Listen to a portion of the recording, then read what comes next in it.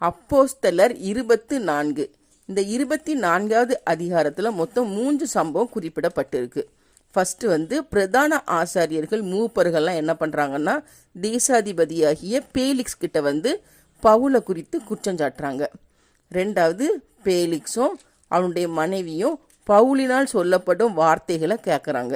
மூணாவது, தேசாதிபதியாகிய பேலிக்ஸ்க்கு பதிலாட்டு பொர்க்கியு பெஸ்து என்பவர் தேசாதிபதியாட்டு வாராரு. அதுக்கப்புறம் ஃபர்ஸ்ட் பவுல் ஏரோதின் அரண்மனையில் காவலில் வைக்கப்பட்டிருக்கிறாரு. 5 நாளைக்கு அப்புறம் பிரதான ஆசாரியனாகிய அனனியா என்பவனோ அவனோட கூட மூப்பர்கள், தெர்த்துல்லு என்ற ஒரு நியாய சாதுரியன், இவங்க எல்லாரும் என்ன பண்ணுறாங்கன்னா, தேசாதிபதியாகிய பேலிக்ஸ் கிட்ட வராங்க. ஃபர்ஸ்ட் பேலிக்ஸை புகழ்ந்து பேசுகிறாங்க. எப்படி பேசுகிறாங்கன்னா, கனம் பொருந்திய பேலிக்ஸே, உங்களால் நாங்கள் மிகுந்த சமாதானமாகவும் சௌக்கியமாகவும் இருக்கோம். உங்களால் நாங்கள் நிறைய நன்மையை அனுபவிக்கிறோம்.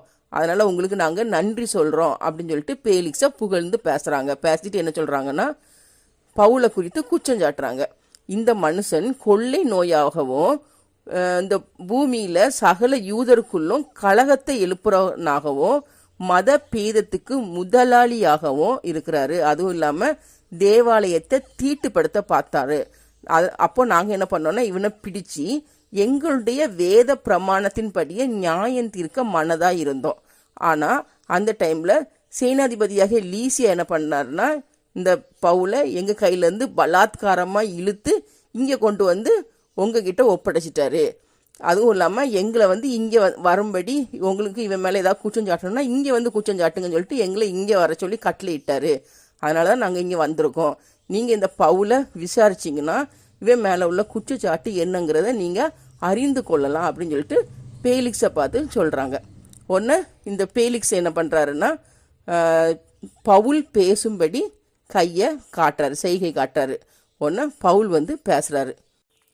நீர் அநேக வருஷ காலமாக இந்த தேசத்தாருக்கு நியாயாதிபதியாக இருக்கிறீர் என்று அறிந்து நான் என் காரியத்தை அதிக தைரியத்தோடு நான் சொல்கிறேன் அப்படின்னு சொல்லிட்டு பவுல் பேச ஆரம்பிக்கிறாரு. நான் தேவனை தொழுது கொள்றதுக்காண்டி தான் இந்த எருசலேமுக்கு வந்தேன். இந்த எருசலேமுக்கு நான் வந்த நாள்லேருந்து இன்னைக்கு வரைக்கும் மொத்தம் 12 நாள் ஆயிடுச்சு. நான் தேவாலயத்தில் எங்கேயாவது யார்கிட்டையாவது தர்க்கம் பண்ணினானாவது இல்லைன்னா ஜனங்களுக்குள்ளே கலகம் எழுப்பினேனாவது இவங்க கண்டது கிடையாது. அதை அவங்களால நிரூபிக்கவும் முடியாது. நீதிமான்களோ அநீதிமான்களோ மரித்தோரிலிருந்து உயிர் தெழுந்திருப்பது உண்டுன்னு சொல்லி இவங்க எல்லாம் எப்படி தேவன் மேலே நம்பிக்கையாக இருக்காங்களோ அப்படிதான் நானும் நம்பிக்கையாக இருக்கிறேன். மற்றபடி என் மனசாட்சிப்படி நான் குற்றமற்றவனாய் இருக்கிறேன். நான் அநேக வருஷத்துக்கு அப்புறம் எங்கள் ஜனத்தாருக்கு தர்ம பணத்தை ஒப்புவிக்கணும், காணிக்க செலுத்தணும் அப்படின்னு சொல்லி தான் நான் இங்கே வந்தேன். தேவாலயத்தில் சில யூதர்கள் என்ன கண்டாங்க, அவங்க என் மேலே ஏதாவது குற்றம் கண்டுபிடிச்சாங்கன்னா இங்கே உங்ககிட்ட அந்த குற்றத்தை சொல்லட்டும். மரித்தோர் உயிர் தெழுந்ததை குறித்து தான் அவங்க என் மேலே குற்றம் சாட்டுறாங்களே ஒழிய வேற ஒன்றையும் குறித்து என் மேலே அவங்களால குற்றம் சாட்ட முடியாது அப்படின்னு சொல்லிட்டு பவுல் பேலிக்ஸ் கிட்ட சொல்கிறாரு. பேலிக்ஸ் இந்த மார்க்கத்தை பற்றி நன்கு அறிந்திருந்தார்.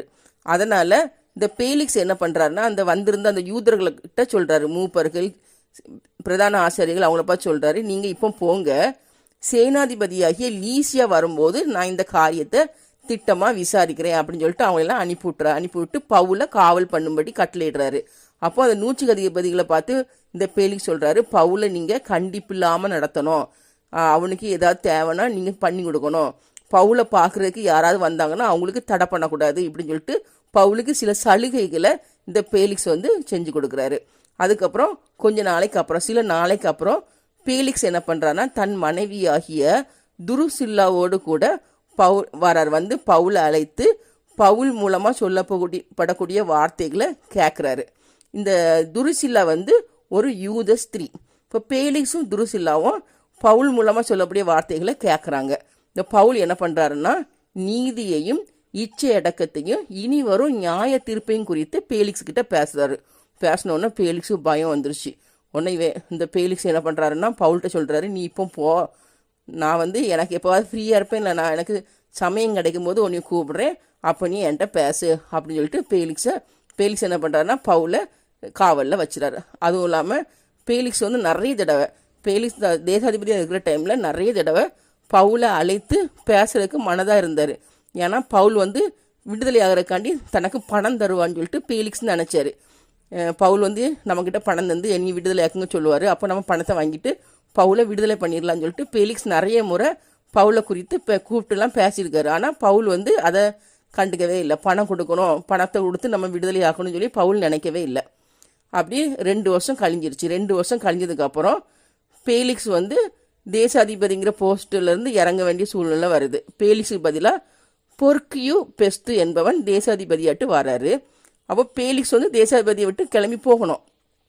போகிறதுக்கு முன்னாடி பவுலை விடுதலை பண்ணிட்டு போகணும்னு நினச்சா பண்ணியிருக்கலாம்.